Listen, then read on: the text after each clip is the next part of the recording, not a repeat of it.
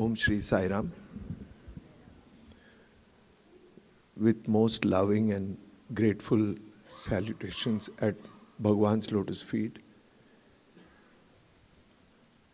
I thank Brother Gopal, Brother Senthil and the other officers for their tireless efforts and for the honor of and privilege of being invited to my own home center to speak about a topic that is so dear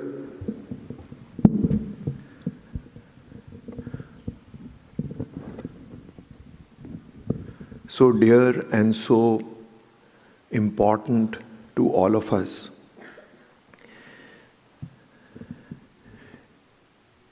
And the beauty of the occasion being Bhagwan's birthday makes so many emotions well up in my heart that I am unable to contain the joy as well as the sorrow of this moment. Because for me, being blessed to have been around Swami for almost 3 decades in the physical form has left an indelible mark in my character, in my heart. And it is not so much about making an awesome speech as about letting those notes, those waves, those feelings, that inspiration that I felt when I was at his lotus feet, reviving those, at least a fraction of that inspiration that I felt when I was around him. And if I can share with you and help you to think a little bit on those lines, I will receive so much grace from Swami for being able to communicate what we saw, felt, heard, and experienced in those incredible moments that we were given to experience in Prashanti Nilayam. So we are meeting on the occasion of Bhagwan's birthday, his 99th birthday. And Swami almost always said on this day, though he allowed us to cut the cake, he allowed us to wish him, a lot of people don't know how Swami's birthday began. What did Swami do in the morning? And I thought I'll give you a glimpse of that for you to understand what is the personality of this avatar. You and I see the published YouTube videos and hear him described as a foundation of so many institutions, an institution builder.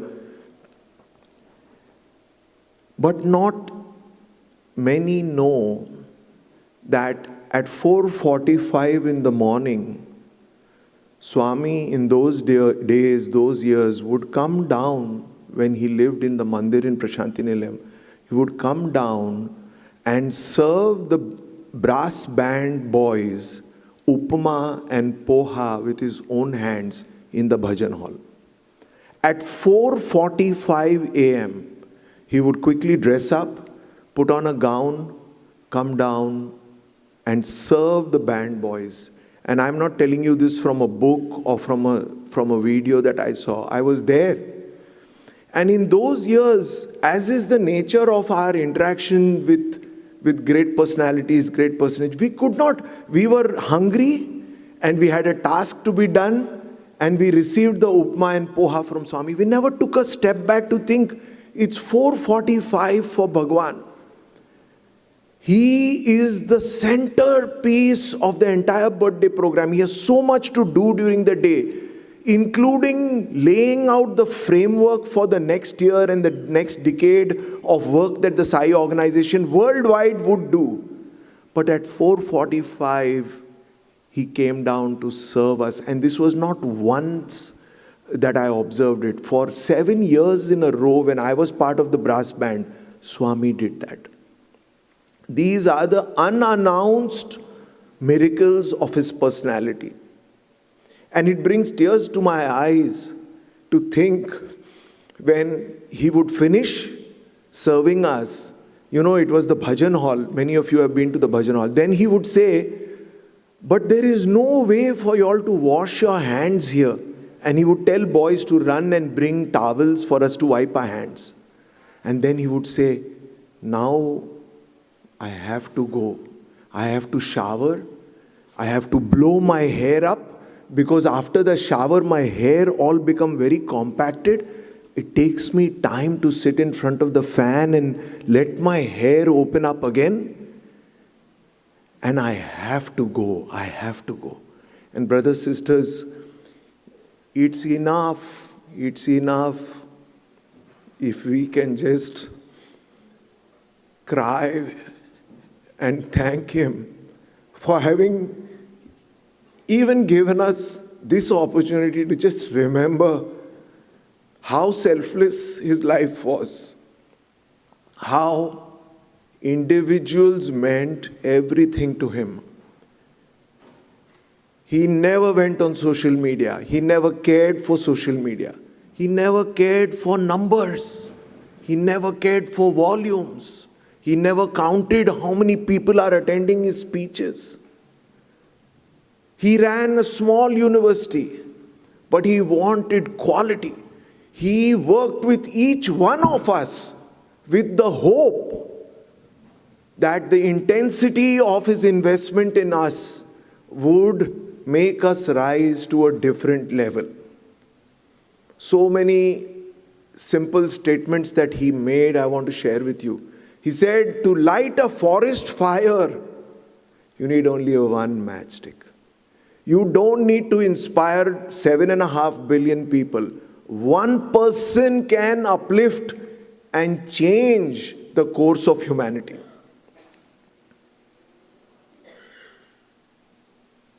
And then I wanted to show you how Prashanti Nilayam looked on that day. All the familiarity that you would have with people as you were moving around was gone. Prashanti Nilayam would be packed with strangers from all over the world. And you know what Swami told us students many times, and this has been repeated, but it's worth us revisiting, that these are the bees who come from afar to taste the nectar of my love. That one powerhouse, that one lighthouse was the cause for all of these people gathering there. Unannounced, uninvited, unknown. Nobody knew who else is going for birthday. But everybody from across the globe made a beeline to be with him on that sacred day.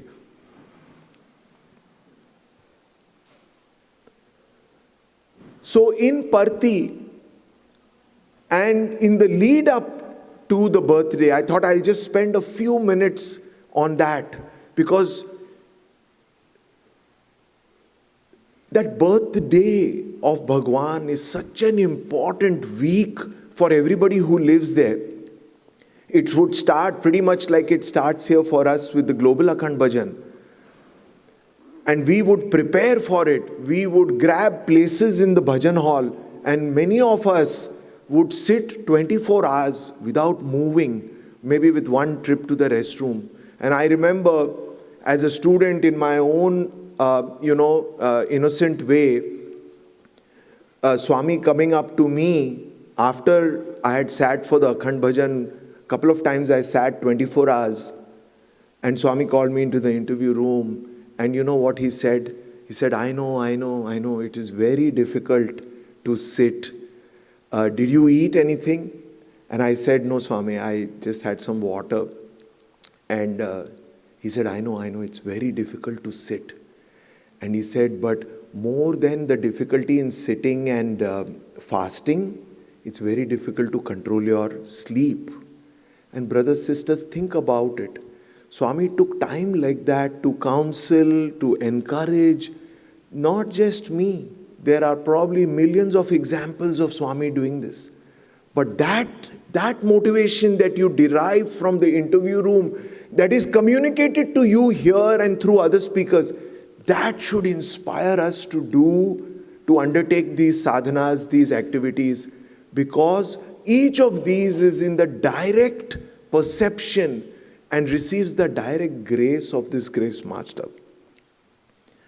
So as you look at Bhagwan as he dressed up for us on this day, we would all yearn to see him in the white robe. I don't know how many of you know, there were different color schemes we wanted Bhagwan to adopt on different days. If he did not come out on Gokulashtami wearing the yellow colored dress, we would all look at him strangely, and you won't believe it. There are times when he went back, changed and came to get the approval of all those who were looking at him. That is how simple his heart was. This is just a reminder of the memorable moments. And again, I'm trying to bring in a personal note as well. In 1991, when I was studying my MBA, Swami permitted 4 or 5 of us who were studying our MBA to rock the jhula. So this jhula was a big apparition, and the people sitting behind it could never be seen.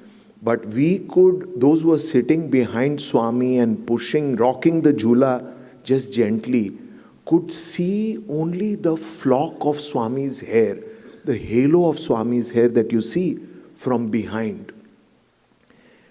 And when Swami came in, we were already seated there. And Swami said, I am very worried. On birthday, he's about to go sit for the jhula. We all looked at him, sort of. He said, "Me andar ki chala balam undi. All of you are very strong guys. If you push that jhula hard, I will go and land in the audience. Push gently, push gently." So these are some of the behind the scene fun moments that we experienced with Swami, who was so down to earth. And why, sisters and brothers, do we continue to enjoy and feel the inspiration of just those simple moments that we partook of? Because Swami was nothing that we understood. His grace, the radiation of the power of His grace was happening irrespective of the little physical things that He was doing. And it is that same grace, it is that same power, that power to uplift, to change, to totally transform, that continues to be amongst us today, even though it is 12.5 years since that body departed. So I want you to to remember that power of Sai is still amongst us. And you have gathered here to stop, even for me as a speaker. Until yesterday evening, I was grumbling, I was unprepared, I was thinking many different thoughts, including negative thoughts. Come this morning, I decided I am purging my mind of everything else. Here is a window of opportunity for all of us. There is a portal opening up, so to speak, today, where you, if you connect your mind to Swami, can enter a different dimension. Believe it. Believe it. Many times before Shivratri, Swami told us this. He says, you don't know the way the stars align, the planets align, and the opportunity in front of you. So it is not that I am speaking here. It is not that I am telling you some of my thoughts. It is for you to remember 3 or 4 key things. Swami brought you into his life. You did not bring Swami into your life. Swami brought you into his life. You are so fortunate, I am so fortunate. Any amount of sacrifice, any amount of renunciation, any amount of weeping in thankfulness is not enough. The second thing is, he knows our frailties, he knows our weaknesses. As Sai students, every time we went before him, with one look, he would convey to us that he knew everything about us. And it was very disconcerting, because with one glance you know that you are an open book. Brothers, sisters, you cannot buy this experience if you go in front of the President of the United States or any other great personality, your boss or anyone. You can never recreate that experience. That when his eyes locked with yours, you knew that he knows every single thing about you.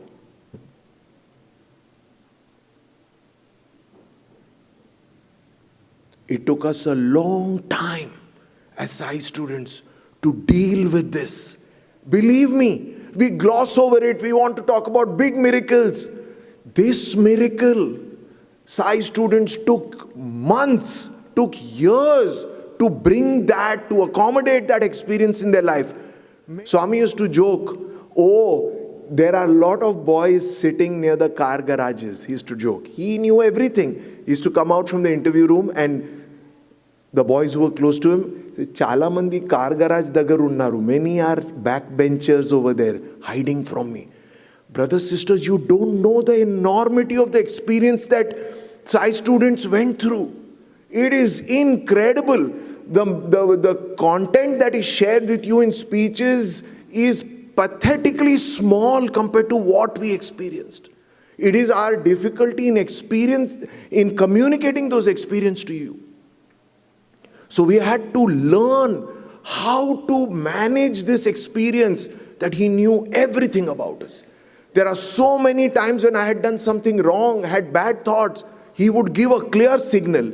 One time when I was adolescent, he took the sketch pen from a person who had asked him to sign a picture, and instead of signing on the photograph, Swami rubbed that sketch pen on this part of his palm.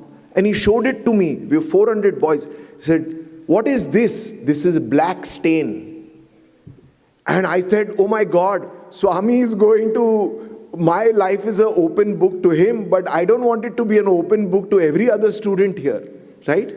And then see the grace of the Master. He quickly started to do this and erase that mark. And he said beautifully, and this has remained with me, this is not a miracle of creation or changing the weather. And he just said very simply, jata hai, it will go. That was the way he worked with human frailty, with human weakness, knowing it, acknowledging it, and encouraging you to rise above it. These are not small things.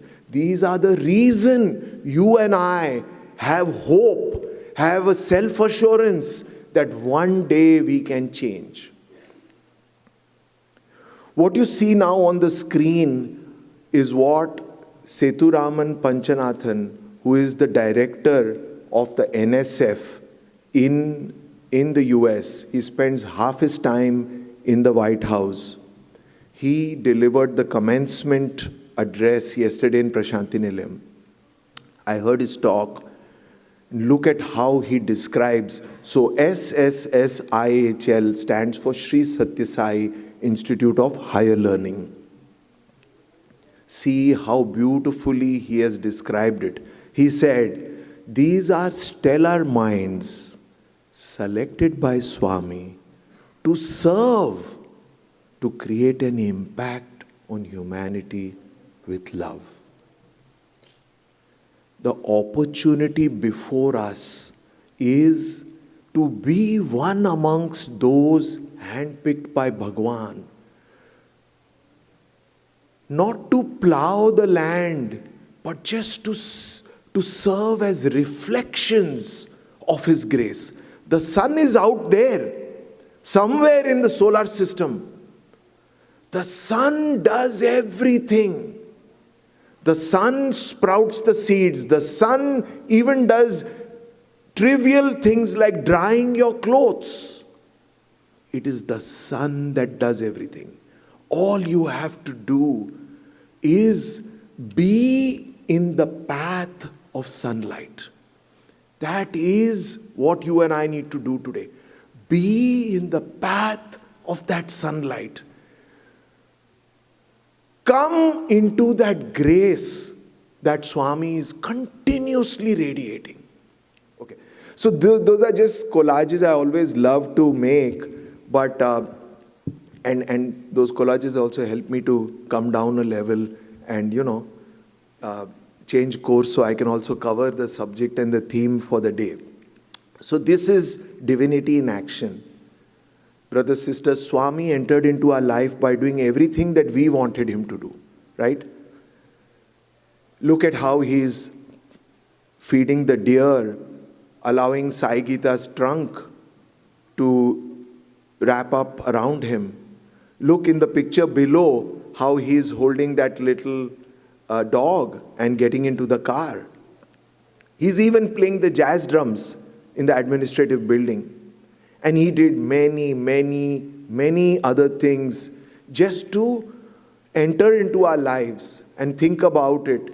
He is that cosmic divinity which does not know us, does not know anybody. He is the sun. The sun does not know what is happening on Earth or in Jupiter or on the moon or in Mercury, Venus, Pluto. The sun has no idea. The sun is just radiating. The sun is just radiating. But this Sai Baba, he took that form to come into our lives and to do all these things so that we could relate to him. So now, when you look at what the Gita has said about what human beings should do, I'm not going to try the Sanskrit, but the translation is that just try to learn the truth by approaching a spiritual master. Inquire from him submissively and render service unto him. The self-realized souls can impart knowledge unto you because they have seen the truth. Sri Krishna spoke about self-realized souls, saints. But in our case, that is not true. I don't know how many of you have read, but as a 6-year-old boy, Swami used to materialize camphor on the palm of his hand, light it without a matchstick, and do aarti in the house. And Sheshamaraju, that is Swami's elder brother, his wife used to be there at home, and she used to be petrified when she used to see these things. A 6-year-old boy with burning camphor on his palm. Where did the camphor come from? How did he light it? At 6 years, he also told his elder sister, Venkamma, no need to clear the barn. Venkamma vana radu. That is a famous statement of Swami. He just went out, he saw the rain clouds gathering, and he said, no, don't worry, it will not rain. And he pushed the clouds away. When his brother took him to visit the Virupaksha temple, Swami stayed outside with the luggage. He said, no, I'll stay here and guard the luggage. You go inside. And they saw Swami. Instead of the idol, they saw Swami. And Sheshamaraju made 3 trips to check that Swami hadn't played a trick and was not actually running and hiding behind the idol. Swami has over the decades worked with us, and he never tried to prove that he is not a saint or an ordinary master, but that he is the avatar. That was immaterial to him. That is our way of trying to raise him in our minds. In fact, we don't have time, but one day when Swami asked me to speak, Swami used to do something which was very troublesome for us, in the sense that he would not give us time to prepare. We would be doing bhajan, and just with the flick of an eyebrow, like that he would do to you. And your whole world would go crashing. The bhajan you were enjoying was all gone, because now you had to start thinking. You didn't have pen, paper. You knew that your turn would come very soon and you would have to go to the podium and speak. And then just with that flick of an eyebrow, which nobody saw, you had to trigger a set of thoughts that you would go and speak. And this happened so many times, that I totally, when I would walk to the mandir, I would start thinking, what is it that I need to speak today, in case Swami asked me to speak. So one day he called me to speak with all the college boys there at the time when I was working in the hospital.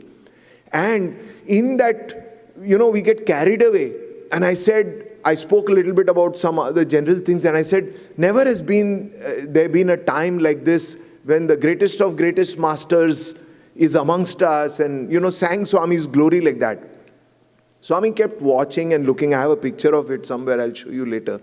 But Swami, when I went to take namaskar after my speech, Swami said, Niku etla telsu. How do you know? And by then, I had already forgotten what I spoke, right? It's all show up and throw up, right? I just said something from my lips. And Swami asked, but how do you know? And he was referring to the fact that I had said that he's the greatest of greatest. I mean, do you exist across time and history to know that this is the greatest avatar? No. So Swami was not involved in this thing about raising his stature and showing that he's the greatest avatar or greatest good. That was not his occupation at all. His only work was to work with all of us and to raise our conscience. So now coming to the theme for today, life is a game played. For these 1.5 weeks, I really struggled with how to relate this theme to the beautiful and very easily described theme of Bhagwan's birthday, right? But through his grace, I was able to get little bit inspiration to give you a few ideas which are actionable, right? I can keep on inspiring you with what I saw and heard and felt, but I also want to tell you what we should do today. What should we be doing today? Yes, Swami entered our lives, but how should we mold ourselves? What is the key things that we should think about today? And brothers, sisters, I want to tell you one more thing, a big confession. By nature, I am very academic, very theoretical.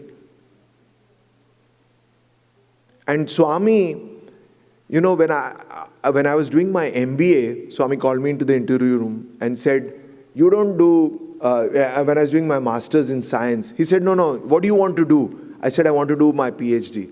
He said, no, you do MBA. After I finished my MBA, he asked me to join the hospital. And the hospital, I worked with my hands. I don't know, you may not know what's a clinical perfusionist's role, but it's all working with your hands. So Swami always fights our tendencies and tries. So I was always theoretical and he wanted to make me practical. And I tell you, over the years, my journey has been to develop what in the Gita is called Anubhav Gyan. Anubhav in English means experiential.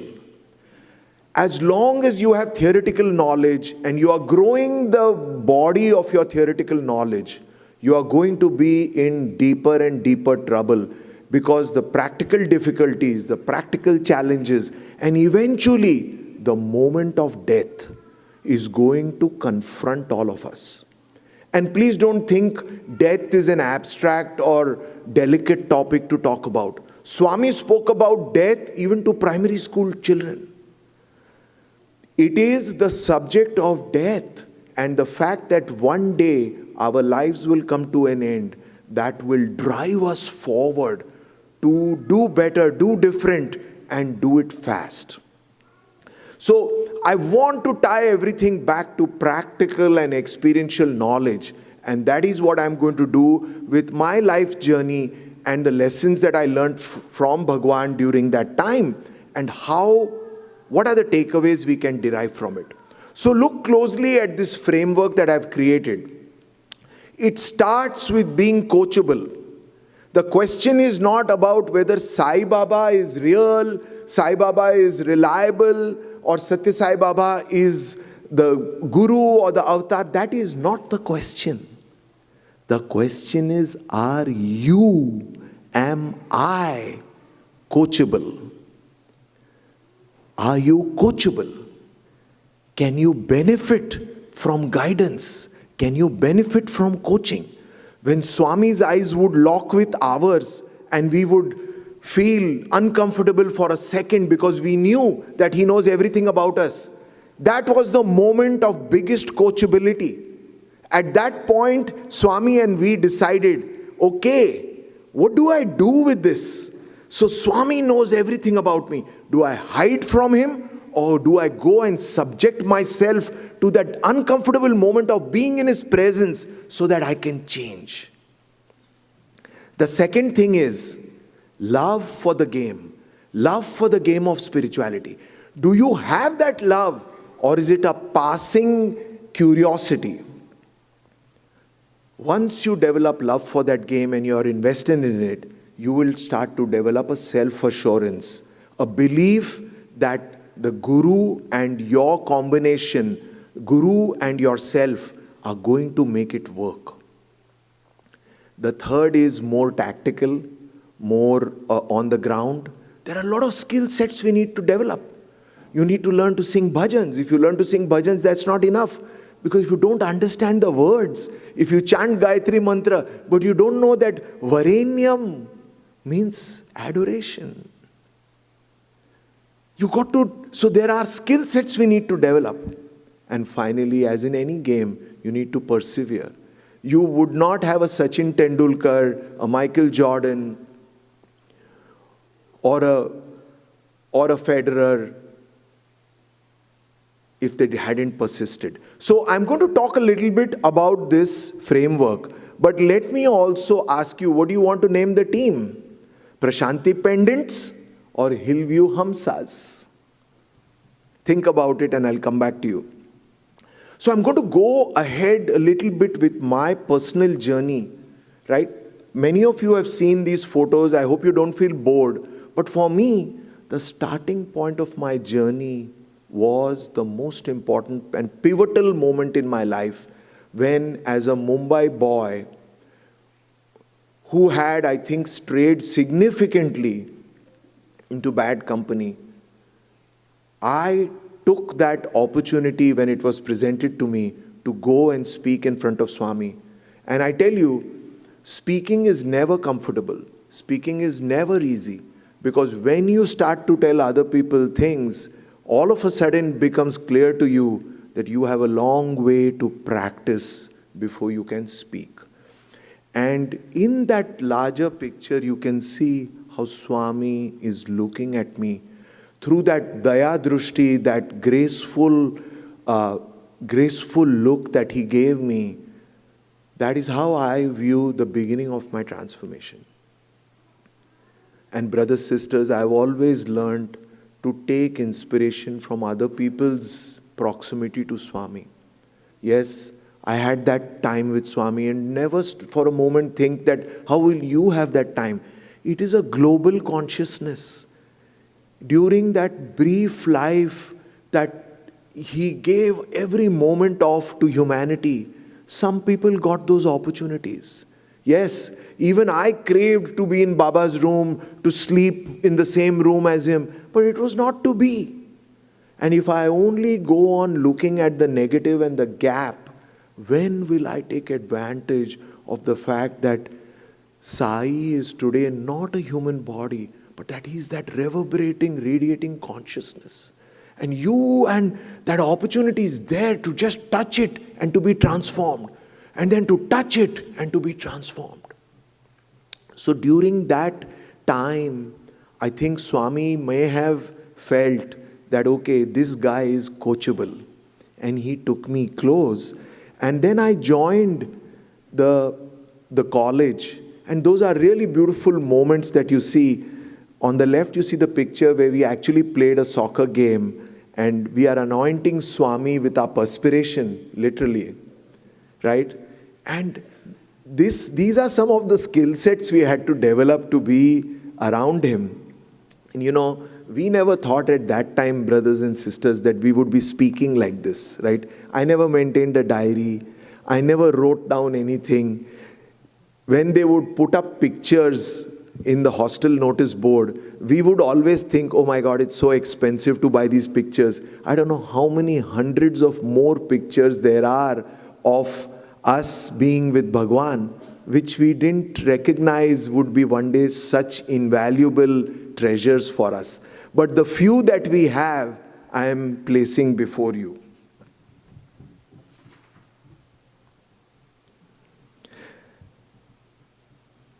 Now I'll tell you very briefly, as part of this coachability thing,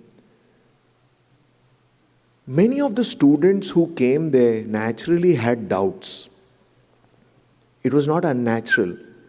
And in this first round, so what I forgot to tell you is when you look at that framework, coachable, love for the game, skill sets, assurance, right? You're going to go through different rounds of the game.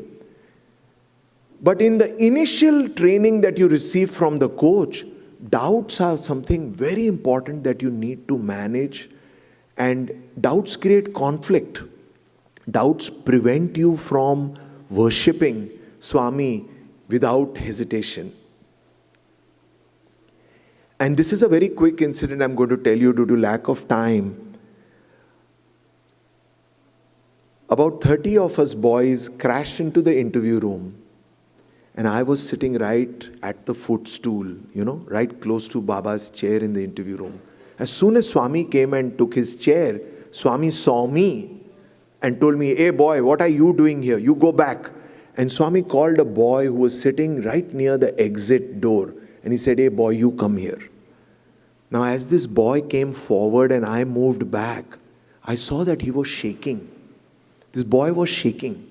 Remember, he was all of 22, 23 years old. And I just registered that fact because later I went and spoke to him. He came and sat in front of Swami and he was pressing Swami's feet. Swami gave a long discourse. At the end of the discourse, Swami told that boy, hey boy, put your hand up. And he put his hand up and he said, not one hand, both hands. So he put both hands like this. And Swami waved his hand, waved his hand, waved his hand. And nothing would come. And he kept on doing that. And suddenly, he started doing this movement. And we were all perplexed. What is he doing? What is this crushing movement? This is not a chain or a ring or vibhuti. And very soon from the back of the room, I started seeing some yellow powder falling into this boy's hand. And Swami scolding him, Dagartisko, bring the hands together. Because the mound of powdered laddu was growing. There were 30 boys in the room and Swami created enough laddu to give each one a handful. Later on, when we went into the hostel, when we returned to the hostel, I went up to this boy. Actually, it's so difficult for me to narrate this because I'm about to take his name every time I talk about this boy, He's a dear friend of mine, but I don't want to expose the boy in particular, right? But this is how Swami taught us. So I asked this student, I understood everything. You were probably doubting Swami a lot. He said, yeah, I had a lot of doubts. I came from a different place. I had no background of Swami. I was doubting. Swami called me in the front, so I was shaking because I felt he knows that I'm doubting him. And then he said, I put my hands, but I said, I have one question for you. Why was your hand shaking when you were holding the laddu? He said, Brother Ravi, you're so dumb. The laddu was very hot. I said, oh my God. So now not only did he materialize a large quantity of laddu, he powdered it and it was burning hot. So Swami was, I always say, brothers and sisters, for the number of miracles that I saw. One day I saw him tap the knees of a lady who was sitting, who had come for interview, and made her walk. And I said, maybe this lady was, just using the wheelchair as a comfort mechanism. And then turns out she was the grandmother of one of our Sai students. And he said, for 19 years she has not walked. So brothers, sisters, our doubts have no end. And Swami, during that time, as our coach, took it upon himself, not just to be the founder of great institutions and to welcome and regale people from all over the world. He was also setting the agenda for the whole global organization. I often tease the center officers, don't only be about the logistics of the work, be content-oriented. And they smile when I say that, because we worked with Bhagwan. He was giving the content for everything, whether it is sealing on desires, or 5 Ds, or 4 Fs, or, one day he said, Papa Bhiti, Sanganiti, Daiva Priti. Love for God, fear of sin, morality. He was the generator of all this content which was radiating and pulsating across the organization into the rest of the world. But at the same time, he was addressing the doubts that students in his proximity had.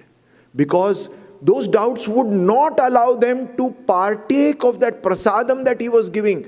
That beautiful power. Imagine if if one of the 12 disciples of Jesus Christ had constantly had doubts.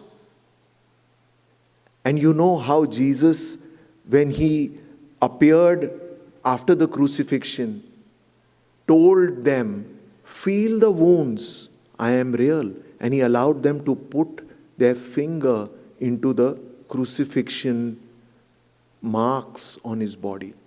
So brothers, sisters, these personages who are extraordinary and rare, this is how they work. This is how they address and uplift by their personal participation. Swami one day told me, I had just had a haircut. I know I've narrated this to you all many times.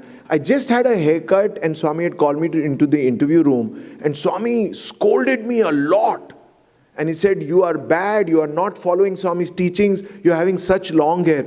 And inadvertently my hand went behind because I knew that I had had a haircut like a couple of days back, right? And then I just sought out the barber in Puttaparthi. I got another haircut. Somehow he found some hair to cut. And I went back to the mandir next day. And see, through these very minor, so-called minor interactions, I personally got the mantra for living. Swami called me in alone in the interview room. And he said, Eda Mari. He used to call me Mari because this Mariwalla is a big name. Eda Mari. He said in Hindi, Tumko kya lagta hai? I didn't know that you had a haircut. What do you think? I didn't know that you had a haircut. And he said a beautiful pronunciation at that time. He said, I am that master. In English, I am that master who will not tell you the next step in your journey unless I am sure that you have completed the previous steps. Obedience is a very big lesson. Obedience is difficult in today's day. Everything that we are told and is brought to us, we can question it. But remember, yes, question every other thing. It's fine. Don't question the resonance of Sai and the intuitive voice of Sai that is resonating within you. And this beautiful picture, I couldn't resist bringing it up because in Kodaikanal, where I was lucky to accompany Swami. Swami said, "You all are all bored now. I will materialize something exceptional. Do you want to see the necklace that Mother Sita gave Hanuman?" And he kept on circling his hands and materialized this. It took a lot of time. And then we thought, maybe, because it's a necklace. But Swami said, "You're all dense guys. You're dull-headed." It took time because Hanuman broke the necklace and those pearls were lost. I reconstituted that necklace. And then he offered us one more thing. He said, "If you don't take pictures, I will wear it." And we got too smart. We wanted to have our cake and eat it too. So one boy with his video camera went far away and also took the video of Swami wearing it. So that's how we got this picture. But Swami took that video camera and kept it in his room for 3 days to punish us. So Swami is very kind. He punished us in a very gentle way. But it's for the glory of Sai that you can see such a rare picture. And this is a first-hand experience that I had. Okay, so now let's go into the second round. First round, can you see in the middle? Semi-final round begins. Because you are Sai Baba devotees, you got a bye, you went directly into quarterfinals. So you learned the lesson of coachability. You learned the lesson of obedience. Now let's look at what are the lessons we need to take away during the second round. The game is getting more tough. There is more at stake. So again, I'm trying to make my personal stories part of this framework. Way back during my undergrad, I had this chance on Gokulashtami to take the cows to the mandir. In those days there was sand. So Kulwant Hall did not exist. It was all sand. Devotees would take the sand Swami had walked on and take it home. On that, and you can see a little bit of the sand too in the picture. Sai students were allowed to bring a cow. These are massive cows. And we would bring them to get Swami's blessings on Gokulashtami. And I had this picture somebody took. I got lucky to have this picture. Actually, what happened is Swami tried to put the banana in the cow's mouth and the cow would not accept it. So Swami took and it got all frothy. So Swami took another banana and gave it to me. And I put it in my pocket thinking that it's prasadam for me and said, "No, it's not for you, it's for the cow." So this was a beautiful memory associated with the picture. Years later, when I was doing my MBA, I think 5-6 years later, I said, "I don't know, will I be with Swami?" So I took this picture during an interview and gave it to Swami to sign. And Swami took it and turned it around to all the boys in the interview room and said, "Be the calves of this cow." And we were like, "Swami, why can't you speak correct English? How can you be the calves of this cow?" Right? Be the calves of this cow. And then he went on in his discourse to say 3 things. He said, the mother cow knows when the calf is hungry and the udder of the mother cow fills up when the child is hungry. And then he said, watch out when the calf strays away and goes to the wrong cow, and the calf is not of that cow, the non-mother cow may kick the calf. And that was a very big reminder to us. I'm sorry I didn't say it well. If the calf is hungry but goes to the wrong cow, that cow may kick the calf. These are Swami's words. I'm not making up anything here. But this is not published. These are our own experiences. And Swami said, stay with me, be with me. And he probably knew Now that 12 and a half years have passed, so many people are drifting away. And I hate to say it is natural, it is not natural.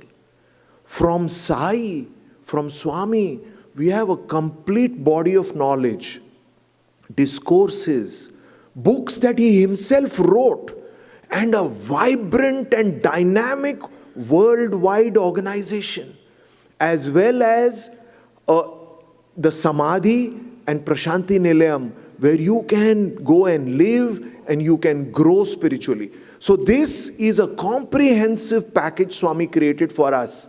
And those of us who came later after Swami's passing or did not have a direct interaction with Swami, it's okay. It's a global body, it's global consciousness. You don't have to be Peter or Luke to feel that Jesus Christ is the Son of God. You don't have to be a Gopika or you don't have to be Radha to think that, oh, that blue Krishna, I worship him. In the same way, remember, brothers, sisters, as time passes, let's not lose our tethering with that coach and be the calves of this cow. I always prayed to Swami for myself, and many of the lessons that I learned working at his hospital, I tried to practice at one time, and this has been published in Radio Sai. I'll just make it very quick. There was a patient of an aortic valve replacement surgery whose heart was not recovering. I was sitting on the case as the clinical perfusionist, and this heart would just not recover. It was flaccid, we were not able to shock it to beat again. And I had been on the heart lung machine from something like 8 in the morning to 5 in the evening. I had not even gone to the restroom. And at 5 o'clock, one of my colleagues, Shankar, he came and relieved me, and I went to the outside area to have a quick snack.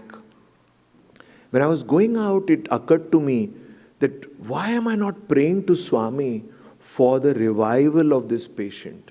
And I just stood there and in the sterilizer room over there, and I just prayed to Swami. I said, I didn't even know the name of that individual. I only knew that he was 67 years old from some village, totally unknown. And I just prayed to Swami for his, I commended him to Swami. I prayed to Swami that cure him. He is beyond the correction and repair that we can offer. And then I quickly went and ate a snack and went back into the interview room. And the surgeon, the assistant surgeon, the nurses, the anesthesiologist, everybody was laughing, relaxed, as if it's a regular day at work. And then as I entered, I thought, what's wrong with these guys? And I looked up at the cardiac monitor and I was shocked. The waveforms on the monitor were vibrating. There was a beautiful ECG. There was a nice arterial trace. And I went and peeped over the patient's screen, and I saw this heart going boom, boom, boom, boom, boom.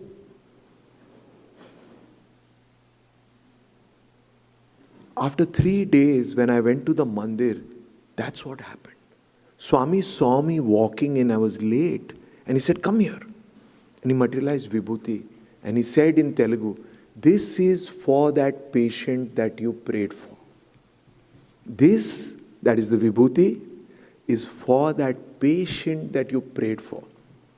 Stupid as I was, I got confused for a minute because that patient was getting discharged. Hey, is this Vibhuti for the patient or is it for me? But I know now that it is for me. It is for me. Swami was all about teaching us these little skill sets that are so important in the journey of spirituality. Learning to pray. Start to pray for yourself, but expand to pray for others. Expand to pray for the world. And finally, stop praying entirely when you accept everything as Swami's grace. Very quickly, you can see Sai Manikam sitting there in this lovely picture. Nobody knows these things. In 1991, the funds were not flowing. Bhagwan had announced this mammoth project, incredibly expensive project. None of you even know the scale of this project and the intensity of the work that went on in order to make this hospital a functioning and really commissioned hospital. Even amongst the, I hate to say this, leaders around Swami were incredulous that Swami's announcement could be made real. Swami gave 1 year for the construction of this hospital, but even the land hadn't been purchased. Overnight, 150 acres were purchased. As time moved on, in the month of May, even a boundary wall had not been built for that hospital. And still, you have to call me back to inspire you about how this hospital showcases the power of divinity. And Swami said, this is my Vajra Sankalpa. This is my iron resolve. I saw firsthand Dr. Sathya, who was the chairman of All India Institute of Medical Sciences. He told his wife, they came to live in Puttaparthi. He said, let us escape from Puttaparthi. Let us escape from Puttaparthi because we cannot make Swami's dream come true. Everybody was shivering. How is this project going to see the light of day? And this beautiful snapshot is Colonel Jogarao, who was a key person in Swami's construction group and a very close and great devotee, so Swami is holding the architectural plans of the hospital. And we were all there. Sai Manikam was there, I was there. Colonel Jogarao, very old man he was looking at Swami and saying like this, Swami, please come to the next room, please come to the next room. So Swami got up, waded through us, went into the private room, and over there, Colonel Jogarao told him, Swami, there are no funds. This is May 1991. And the hospital was supposed to go live on 21st, 22nd November. So Swami came out from the meeting with Colonel Jogarao and said, you know what Jogarao told me? So what's the point? He took you inside to say something in confidence. And Swami came out and revealed it to all of us. Dabbu ravatledu. Money is not coming. And he said, Jogarao kurcho, you sit. And he said to him, simple Telugu, Neeku enduku. Why is it your worry? Nuvu nor muskoni kurcho. You shut up and sit down. Literally. Nen chuskuntanu. I will see and it will happen. I can tell you like 25 stories about the hospital. But when I went to the hospital on 4th November, Swami had sent us to train in Delhi. We came back. He won't let us go to the hospital. We were sitting on the mandir. He won't let us go to the hospital. On 4th November, he told us, okay, go to the hospital. When we went to the hospital on 4th November, zero exaggeration. The staircase leading to the first floor where the operating rooms were, I was supposed to work in the operating room. There was no staircase. On 4th November, there was no staircase. There was a hole in the wall in the back of the hospital from which a crane was putting the cath lab machine into the cath lab. I used that outside the building ladder to enter the corridor. When I went into the operating room, it was in better shape, but there was a person drilling to put the AC vents and somebody else was completing the flooring. And I brought all this crazy scientific thinking from All India Institute of Medical Sciences. And I said, this is dead on arrival. And yet that day at lunchtime, I went back to the mandir and Swami came out on the portico, on top, on the balcony. So it's something to experience. So we all ran. I just spent 3 hours in the hospital. We came in the bus. We were supposed to go eat in the canteen because there was no canteen in the hospital. He came out on the top of the veranda. And we all flocked. And he saw me. And he said, "Kya da Mari?" Always he would say like that. "Kya dekha hospital mein? What did you see in the hospital?" And I had carried a drum full, a bucket full of negativity.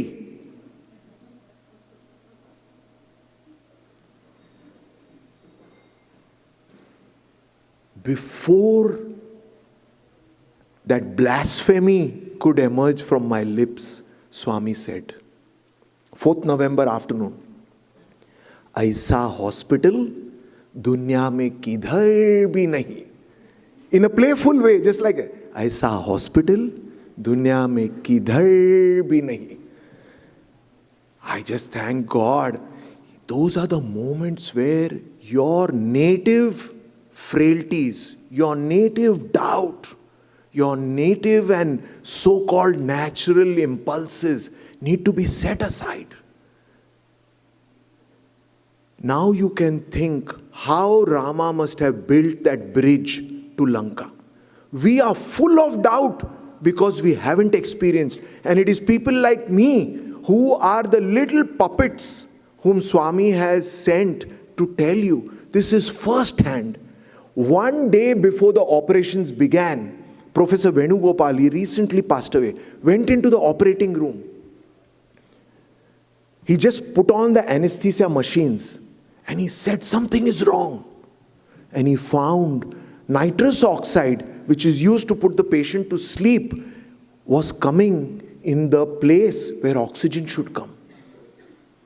These were the ways in which that divine Shakti transformed through human effort and made that temple of healing a reality. Brothers and sisters, you have to spend hours thinking about this. It's not just the money aspects. It is the huge inspiration that Sai Baba was. And that inspiration continues to be amongst us today. But I don't have time. And I want to tell you the story of my own hesitation. For all the bombastic speech that I am making here in front of you, I want to tell you how I was such a failure. After having spent 9 years studying at Swami's lotus feet, I threw away my medical books. I wanted to be a doctor. I threw them away. I said, I'm going to be with Swami. But when Swami asked me, "Will you join my hospital?" I hesitated. I was foolish. And that is what all of us have to recognize. In the second round of the game that we are playing, the challenges will be difficult. I learned the lesson of obedience with just getting a haircut. That is small. Now Swami was asking me, "Are you willing to join my hospital?" There was no hospital. I was doing my MBA. Some of my classmates were thinking about what they would do when they got good jobs in the commercial world. Swami sent word to me during my classes. Professor Nanjundaya came and called me out of the class and said, "Swami is waiting for you. Are you willing to join the hospital?" And that evening, I walked into the mandir with my heart in my mouth. And Mr. Khayaldas, who was taking care of this interview room, the moment he saw me, he said, go inside." With so much fear, I opened the interview room door and I went in. Swami was sitting there alone, just like that. Seeing me, he said, "Come." And he asked me, "Will you work in my hospital?" And seeing that hesitation, it is perplexing. But this is important. This is why we meet and discuss these things. With that, all those speeches which I gave, I told you about coachability. But when rubber meets the road, is it a crash or is it a takeoff?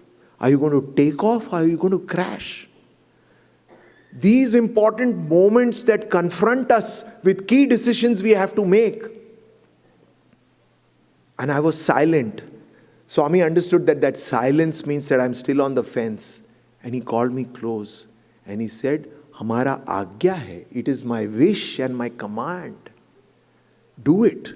Work in this hospital. It will be good for you, good for your family, good for the country." And obviously, that stupid impulse to stay on the fence, to remain on the fence, to think about my own commercial growth and life, all that melted away. And that, brothers, sisters, this is not about me. On this birthday occasion, think about how we hesitate to embrace Swami in the second round as the tests get tougher. And how, if we have been true to him through the first round, then in the second round, his grace will come and he will give you the direction directly. I know we are running out of time, but now we enter the third round, the finals. So we did this Grama Seva. In 1986, Swami started the Gram Seva. We got very lucky. I was so fortunate. We received letters at home saying your holidays are cancelled. Come back. Swami is starting a massive Gram Seva program. So we got lucky to be pioneers in that respect. And we were the first group of people that went to the villages. We did digging, we did, gave them prasadam. Later on, it morphed into just giving out dhoti, sari and prasadam. But in that year, we actually covered up wells. We made the roads okay for the villagers. And then Swami himself came on multiple occasions to the villages we were working in. And we did Nagar Sankirtan with Swami walking in front of us. Such a beautiful sight. Swami leading us and we singing and walking behind him. But after we finished every day this Grama Seva, we would come back to the mandir. Swami had stitched khaki clothes for us. And, we would be very dirty. Imagine the dust and all of that, right? And Swami had instructed us to come directly to the mandir. Don't go to the hostel for a shower or wash. Come directly to the mandir. So we would make it a point to reach by 5:15 so that Swami was still available. And Swami was giving mangoes. It was summertime. So big loads of mangoes were there. And Swami would insist on giving a mango to each person individually. Each student, each lecturer would receive a mango individually from Bhagwan's hand. And if a bus happened to be late, he would wait for that late bus load of students and come out from the bhajan and give each student prasadam personally. So it's so hard to understand what Swami does.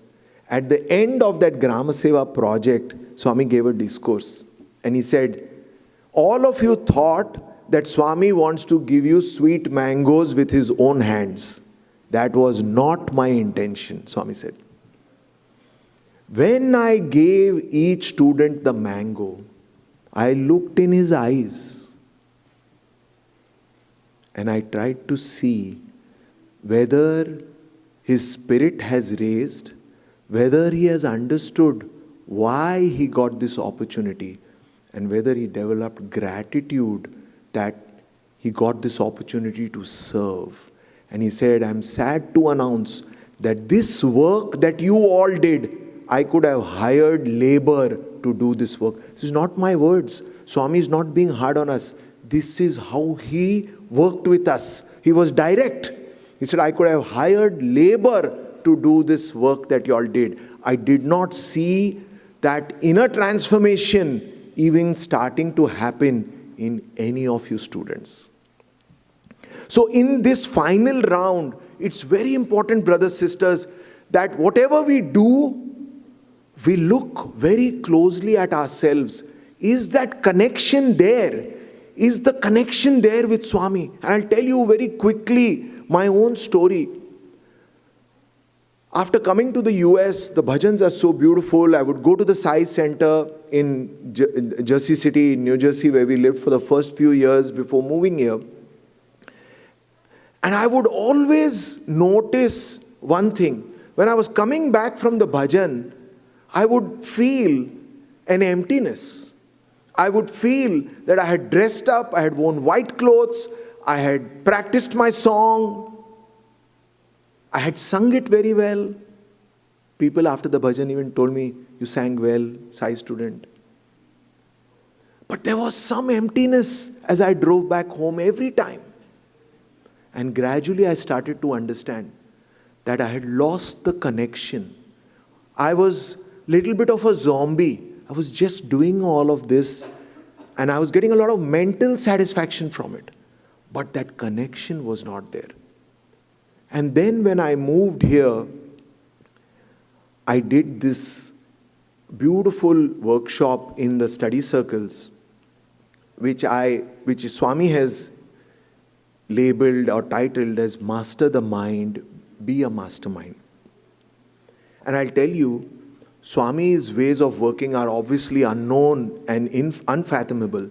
But through that workshop that I did, I don't know how much it helped you all, but it totally changed my life.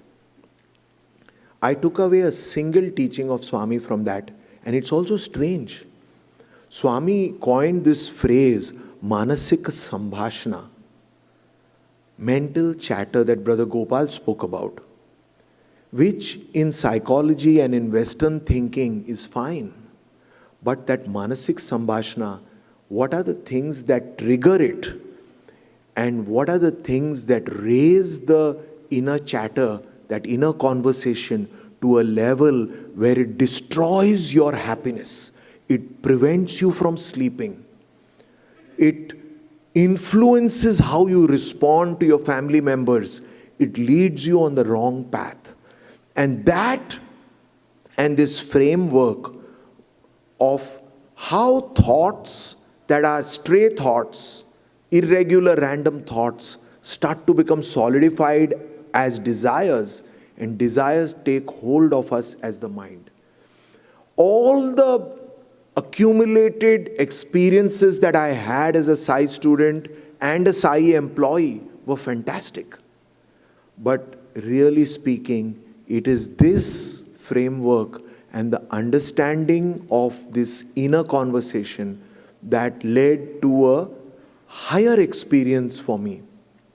When I went to birthday, on the 96th birthday, I was sitting there.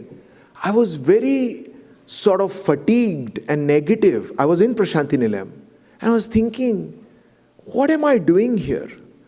How is this spiritual? And at that time, with Swami's grace, I became aware of something in my own inner consciousness, which I had felt many times in the past. When I was exhilarated, when I was elevated, when I was deeply connected with Swami, I had felt something, a different element in my own consciousness. And on 96th birthday, when I was troubled, I was restless, that same little thing flashed in my consciousness. And for the last 3 years, that has been my sadhana, to build on those experiences, teachings and learnings that I have had. But it all started with understanding the fact that this inner conversation that we engage in and even encourage in our minds prevents us and creates a barrier for us from recognizing the Sai consciousness that is vibrating and resonant within us. So, I just wanted to pay homage to my parents. It is awesome if you are with Swami together. Swami blessed us many times. My father is no more, but he had a fantastic Sai-filled life. And I just wanted to flash that to show you the wonder of the completion in my life and what continues today with my 2 boys and Jagruti being, into Swami's fold. And I'm going to conclude in a couple of minutes. So one day, Swami looked very pointedly in my eyes and said, "Ravi, where are you?" And I said, I thought maybe my mind is a little distracted. We always have very low-level ideas when Swami asks us a question, right? One day he asked me, after a speech, he told me to walk behind him in Vrindavan. And suddenly he turned around to me and he said, "Who are you?" I said, "Seriously?" Swami forgot that I'm Ravi Mariwalla. And then it struck me that no.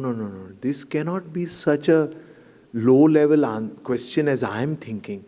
And I knelt at his feet and I just said, the answer that comes to your mind is the right answer, right? I said, Swami, I'm your son.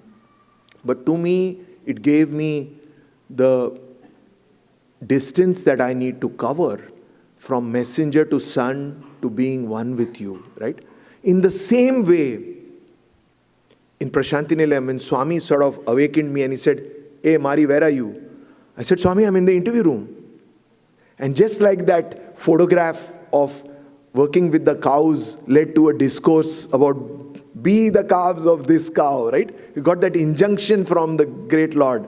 In the same way, and I said, I am in interview room. Swami said, oh, you are in interview room. And where is Swami? I said, Swami is in interview room. Fantastic. So the Swamis ask very difficult questions. So if you're able to answer a question, you're like, oh my God, good job. And then Swami gave this very beautiful thing. And I don't mean to say that Swami has never said this again or only said it to me. Not at all. I know that Swami has said this many times. But when he said it to me, it just gave me the horripilations. I said, oh my God. So brothers, sisters, we have accumulated so much information about spirituality. We know everything that is written in all spiritual books. But that is all not necessary. We have to go back to the basics of practice. You don't need more information. You don't need more reading. And this statement of Swami, today you are in Prashanti Nilayam, you are in interview room, you are with Swami. Tomorrow, Prashanti Nilayam will be within you. Interview room will be inside your heart. Swami will be inside your heart. Brothers, sisters, these words are not about the physical. These words are not about the physical. If you want to progress on this path with Swami, start understanding that his message during those 84 years was physical. It came through that body. That body was the channel of that cosmic consciousness. And that body recognized us, befriended us, played with us, joked with us, laughed at us. But that body has now gone back into that cosmic consciousness. And the time has come for us to practice this.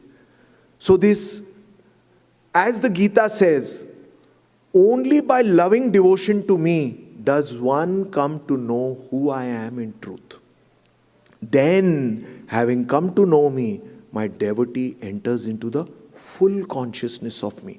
So we got the little view of Swami, like those 7 blind men around the elephant. Somebody thought it's the tail, somebody thought it's the trunk, somebody thought it's the tusks. We all got to see different aspects. I was a student, I was an MBA boy, I was a speaker, I was a band boy, I was working in the hospital. I got that view. Somebody else got a different view. Somebody was an administrator. He saw what a hard taskmaster Swami was. Somebody came from Belgium, somebody came from Holland, somebody came from US. They all saw something, took something back. But if you want to know the whole Swami, the total consciousness, that is the doorway. Those experiences, that coachability, that love for the game, those are all the portals. So if you look at C for coachable, L for love for the game, A for your self-assurance, assurance, I can do it, I can do it. S for all the skill sets that you developed. P for the perseverance. What is it? Clasp Bhagwan. Clasp Bhagwan to your heart. The word clasp means hold him near. Hold him near. Don't let him go away from you. Whether you're in your work, whether you're interviewing for a job, whether you're driving your kids to work, clasp Bhagwan. That is my request to you. And if you like, take a picture of this. This is a sort of summary of all that I spoke. Round 1 of the game, you have to invite Swami to be your coach. But very soon you'll have to manage doubts. Hey, is this coach the best in the world? Can this coach help me do well? Has this coach done this in the past? The moment you finish your doubts, learn the lesson of obedience. Brothers, sisters, without obedience, you cannot make real progress in spirituality. As the rounds get deeper and the games get tougher, remember not to stray away. Now you start learning little spirituality and you want to go to a different master. You want to go to a different ashram. Remember, it's not about the information. Accumulating more information. Swami used to joke, pustakam ninchi mastakam. From the book to the head, it's useless. It's very important to practice. After 12 and a half years of the Sai body leaving, we are still needing to be reminded that Sai consciousness is available to us. And that Sai consciousness will come by praying for others, praying for the world, not only for me. If the world does well, so will I. I will also prosper. And then don't make the mistake that I made in being on the fence and I had to trouble Swami. Why is this boy not accepting to work in my hospital? I made his future. I gave him everything in his future. Why is this little boy being so silly and not accepting me? So commit fully to Bhagwan. Commit fully to Bhagwan in the second round. Otherwise, you will not be able to find the inner Sai consciousness in the third round, which is about when you come to the center, whatever you do, is the inner connection there, or am I just doing it perfunctorily, just for mental satisfaction? When I'm arranging this altar, when I'm keeping this flower, am I thinking, Swami, I'm crying for you. Swami, what did these boys say? They experienced so much about you. I want to experience that, Swami. I want to experience that. Cry for him, pray to him in everything we do, so that when you're driving back from Sai center to work, your heart is full with Sai, and you don't have that regret like I used to have. And then finally, brothers, sisters, this mind is very important. Swami asked Ranima, what sadhana do you do? Swami went up to her room. You can read about it. I knew Ranima. My mother was so blessed to serve Ranima till the end. Read about what Swami has told her. Swami, she said, I do bhajan, nagar sankirtan. Say, no, Ranima, I want my devotees to do self-analysis. Swami said, 90% of sadhana is self-analysis. So where are we missing the mark? He kept on saying, I am not the body. But when he announced one day in 2002, no more Pad Namaskar, then he called me, including a few boys, into the interview room. And what did we do? He had just said no Namaskar. We grabbed his feet. And he was looking at us strangely. I just announced no more Namaskars. And these people are fighting to get to my feet. What did we miss? What did we miss? So the channel for our progress is going to be paying importance to your inner self, your inner equipment. Study your mind. Understand the triggers for that inner chatter.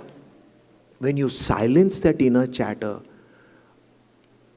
your perception of a palpable entity in your own consciousness will become alive. And from there on, you will run hand in hand, totally aligned with Swami. I don't know how many of you know. Swami said, I will not lead you. I will not follow you. I will walk with you. But we have to silence this troubling mind that is leading us in all different directions. When the mind is silent, then you will become aware of the voice of Swami. And then finally, this will all lead us to the grace of constant integrated awareness. With this, I will stop. I thank you from the bottom of my heart for this opportunity. It is a challenge accepting input like this from a person whom you see, whom you meet every time.